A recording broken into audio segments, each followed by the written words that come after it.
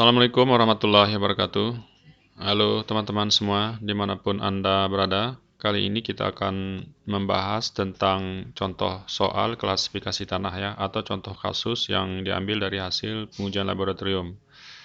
Baik, ini ada sebuah hasil pengujian dari laboratorium. Jadi ada seperangkat saringan yang digunakan melalui analisis saringan nomor 4 sampai dengan nomor 200 ya. Diameter butirannya tentu juga ini kita masukkan. Kemudian di bawah ini kita buat data tambahan, ini sebenarnya tidak ada untuk mempercantik grafik. Kemudian ini kita buat persen lolosnya ya. Jadi hasil dari lab itu diperoleh persen lolos. Untuk nomor 4 98%, nomor 10 86%, nomor 20 50%, nomor 40 28%, 60 18%, nomor 100 14%, dan nomor 200 itu adalah 10%. Nah, sekarang ini mau kita klasifikasikan masuk ke kelas mana dia di sistem USCS. Untuk itu kita perhatikan di tabel ini. Nah, kita sekarang melihat dari saringan nomor 200 ya. Nah, jadi kan di klasifikasi kita ini kita lihat ya dari saringan nomor 200. Kalau lebih besar dia tertahan di atas saringan nomor 200, maka termasuk butir kasar. Kalau lebih besar dari 50% lolos saringan nomor 200 masih berarti termasuk tanah berbutir halus kan gitu. Nah, ini sekarang kita lihat di nomor 200 kita adalah 10% cuma lolos. Berarti kalau 10% cuma lolos, sebagian besar tertahan ya kan? Berarti ada 90% tertahan di atas saringan 200. Artinya kalau banyak tertahan di sini, berarti ini kan saringan termasuk tanah berbutir kasar kan?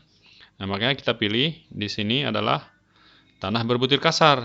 Nah, di tanah berbutir kasar itu kan ada dua, ada kerikil dan pasir. Nah, sekarang kita kelompokkan di apakah masuk kerikil atau pasir. Nah, untuk melihat kerikil atau pasir, lihat di saringan nomor 4. Nah, saringan nomor 4 kita ada 98%. Kita lihat di tabel. Di tabel ini kalau lebih besar dari 50% yang tertahan di atas saringan nomor 4, maka masuk kerikil. Kalau lebih besar dari 50% yang lolos saringan nomor 4, berarti termasuk pasir. Ini kita lihat nih persen lolosnya adalah 98%. Berarti banyak yang lolos di saringan nomor 4 nih, lebih dari 50%. Berarti dia termasuk jenis pasir. Nah, makanya kita pilih yang ini. Nah, di pasir ini juga ada 4 buah nih. Kita pilih salah satu, apakah SW, SP, SM, atau SC.